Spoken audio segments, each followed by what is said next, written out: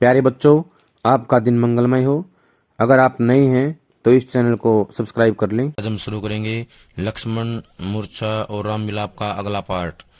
हर्षि राम बेटेऊ हनुमाना, अति कृतज्ञ प्रभु परम सुजाना।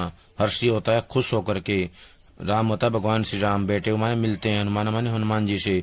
अति अत्याधिक कृतज्ञ होता है उपकार को मानना या उनके द्वारा किए गए कार्य को मानना। प्रभु परम सुजाना, प्रभु श्री राम जो है बहुत ही सज्जन हैं, बहुत ही जो है ज्ञानी हैं।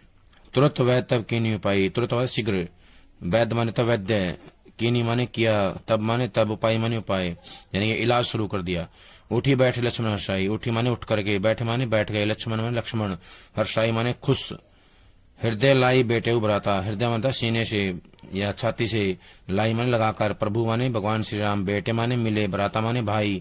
हर्षे शकल, हर्ष माने खुश हो गए, हर्ष होता है खुश हो गए, शकल माने सारे, कपि बालू कपि भ्राता होता है, बालू और बंदरों के भ्राता माने झुंड।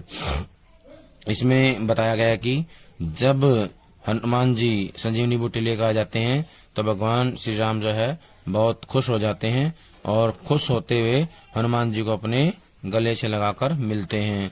अति कृतज्ञ, और भगवान श्री राम ज्ञानी थे, अत्यधिक ज्ञानवान थे और उनके प्रति यानी कि हनुमान जी के प्रति जो है कृतज्ञता ज्ञापित करते हैं, उनका उपकार मानते हैं। और वैद्य ने जैसे ही संजीवनी बूटी ली तो तुरंत उपचार आरंभ कर दिया, तुरंत जो है उसका इलाज शुरू कर दिया। उठ बैठे लक्ष्मण हर्षाई, और जैसे ही वैद्य ने संजीवनी बूटी लक्ष्मण को पिलाई तो तुरंत वो जो है उठ बैठे और खुश होकर के अपने भाई से मिले। हृदय लाई बेटे उभराता, और भगवान श्री राम भी अपने भाई को सीने से लगाकर, हृदय से लगा करके मिले।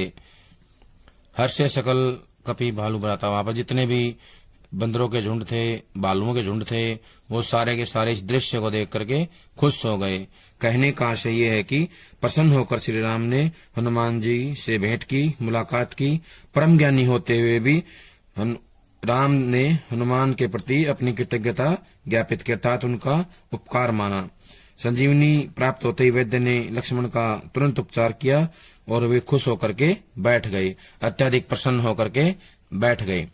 कपि पुनि वैद्य तहाँ पहुंचा, कपि होता है हनुमान जी, हनुमान जी ने पुनि माने दोबारा से, वैद्य माने वैद्य को, तहाँ पहुंचा, वैद्य को तुरंत वहीं पहुंचा दिया जहां से उनको लेकर के आए थे। जही विधि तभी तही लई आवा, जही विधि जिस प्रकार उन्हें वहां से लाए थे, वहां से मतलब लंका से, वैद्य को हनुमान जी लंका से उनकी कुटिया के साथ उठा करके ले आए थे। और जैसे ही उन्होंने इलाज कर दिया तो हनुमान जी ने वैद्य को तुरंत सम्मान के साथ लंका में कुटिया के सहित पहुंचा दिया। यह वृत्तांत दशानन सुनेऊ, जब रावण ने यह वृत्तांत सुना, सारी कहानी सुनी, अति विषाद पुनि पुनि सिर धुनेऊ, वो जो है अत्यधिक दुख के कारण अपना सिर पीटने लगे। कहने का आशय है कि रावण को जब पता लगा कि लक्ष्मण होश में आ गए हैं तो उनको जो है बड़ा दुख हुआ, कष्ट हुआ, और वो दुख के कारण अपने सिर को बार बार पीटने लगे। व्याकुल कुंभकर्ण पहियावा, वो जो है व्याकुल होकर के, उदास होकर के कुंभकर्ण के पास आए, पहियावा ने पास आवा, कुंभकर्ण के पास आ गए। विविध जतन करी ताही जगवा, उन्होंने क्या किया, अनेक प्रयत्न किए, प्रयास किए, और अनेक प्रयास करके उन्होंने जो है उसको जगाया। जागा निश्चर देखिए कैसा, और जब वो उठा कुंभकर्ण तो ऐसे लग रहा था मानो काल देह दरी वैसा, मानो काल जो है, यमराज जो है स्वयं शरीर धारण करके आ गया हो। कहने का आशय है जब कुंभकर्ण उठा, जागा, तो ऐसे लग रहा था जैसे कोई काल जो है आ गया हो, काल जो है उसके रूप में पहुंच गया हो। कुंभकर्ण बूझा कहु भाई, कुंभकर्ण ने अपने भाई से पूछा, रावण से पूछा कि हे भाई, काहे तब मुख रहे सुखाई, तुम्हारा मुख जो है सूखा हुआ क्यों है, तुम इतना जो है उदास क्यों दिखाई दे रहे हो। कथा कही सब तही अभिमानी, उसने जो है अभिमान के साथ सारी कहानी कह दी, बता दी। यही प्रकार सीता हरियाणी, जिस प्रकार उसने सीता का हरण किया था और उसे लंका में ले आए थे। तात कपि ने सब निश्चर मारे, और उसने बताया कि हे भाई, अब जो है उनके बीच में युद्ध शुरू हो गया, राम और रावण के बीच में, और इस युद्ध में बंदरों ने सारे योद्धाओं को या सारे राक्षसों को मार दिया है। महायोद्धा संगारे, जितने बड़े बड़े योद्धा थे वो सारे मारे जा चुके हैं। दुर्मुख सूर्यपुम मनुजहारी, दुर्मुख होता है बड़े मुंह वाले, बहरे भयंकर मुंह वाले। सूर्यपो होता है देवताओं के शत्रु। मनुजहारी होता है मनुष्यों को खा जाने वाले। भट्ट, अतिकाय, कंपन नाम के जितने भी थे। अपर महोदरादि वीर, अपर महोदरादि नाम के जितने भी वीर योद्धा थे। परेश समरमयी शबर इंदिरा, वो कहता है कि हे भाई, अब जो है दुर्मुख और नरबक्षी जितने भी राक्षस थे, देवताओं के जो शत्रु थे, वो सारे के सारे राक्षस जो है अब मारे जा चुके हैं। भट्ट, अतिकाय, कंपन आदि, भट्ट, अतिकाय, कंपन जितने बड़े बड़े योद्धा थे। अपर महोदरादि वीर, अपर महोदरादि जितने नाम के वीर थे। परेश समरमयी शबर इंदिरा, सारे अब जो है युद्ध भूमि में निष्प्राण पड़े हुए हैं। कहने का आशय है कि उनमें से अब कोई भी जीवित नहीं है, सब अपने प्राणों से हाथ धो बैठे हैं।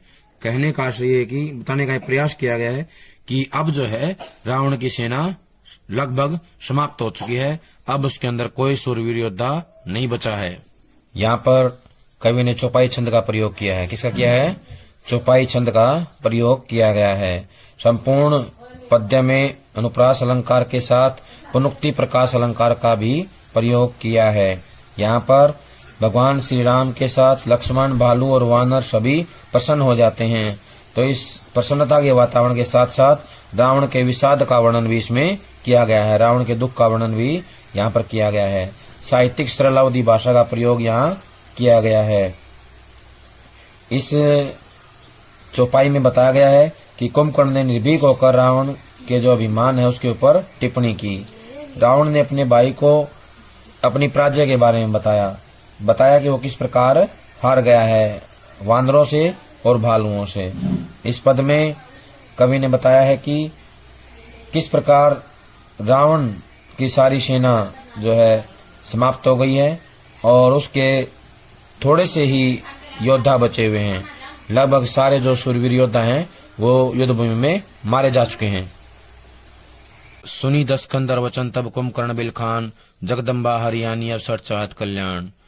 सुनी होता सुनकर, दस्कंदर रावण, वचन माने बातें, तब माने तब, कुंभकर्ण होता है कुंभकर्ण, बिलखान होता है बिलखते हुए दुख के साथ रोते हुए, जगदम्बा होता है माँ जगदम्बा जो संसार को चलाने वाली है, हरि माने था हरण, आनी माने करके ले आया है, अब माने अब, सठ माने दुष्ट मूर्ख, चाहत माने चाहता है, कल्याण माने कल्याण।